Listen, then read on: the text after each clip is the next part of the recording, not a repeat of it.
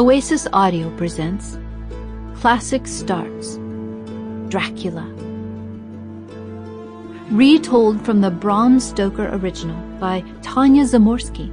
Read for you by Rebecca K. Reynolds.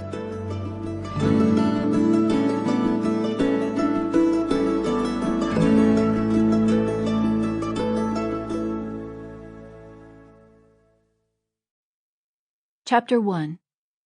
Jonathan starts his journey. Ooh, went the whistle, and Jonathan Harker shut his eyes, allowing the romance and rhythm of the train to overtake him.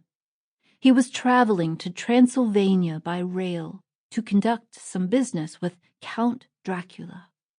Jonathan was a lawyer who worked for the firm of a Mr. Peter Hawkins. The firm was advising the Count on the purchase of Carfax, a very old home in London. Along the way to Transylvania, Jonathan visited Vienna, toured the streets of Budapest, strolled the splendid bridges over the Danube, and had an excellent supper of chicken paprika, a specialty of the region, at the Hotel Royal in Klausenburg. For some reason he was very nervous. Although his bed at the hotel was comfortable enough, he had all sorts of strange dreams.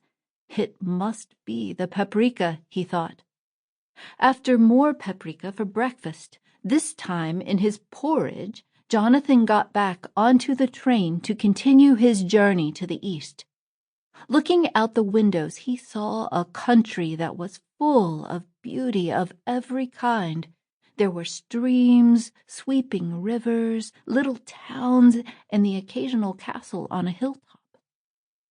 And at every station they passed, there stood groups of interesting people, including women with full white sleeves and petticoats, and Slovakian men sporting heavy black mustaches, big cowboy hats, and enormous studded leather belts and boots. It was twilight when the train arrived at Bistritz in the Carpathian Mountains.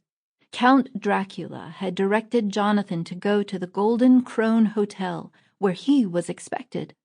After greeting Jonathan at the door, the hotel's elderly landlady nervously handed him a note. "My friend, welcome. I am anxiously expecting you. Sleep well tonight, for tomorrow you will take the final leg of your journey by carriage to my castle. I trust that you will enjoy your stay in my beautiful land. Your friend, Dracula." "Do you know the Count?" Jonathan asked the landlady. "Can you tell me anything about the castle?" But instead of answering him, the old woman simply crossed herself, handed over the room key, and hurried away. Early the next morning, however, she knocked frantically on his door. "Oh, young man," she cried, "must you go?" Jonathan replied that indeed he must, for he had important business to conduct with the Count. "But don't you realize where you are going?" the landlady asked. "And on what day?" She didn't wait for answers.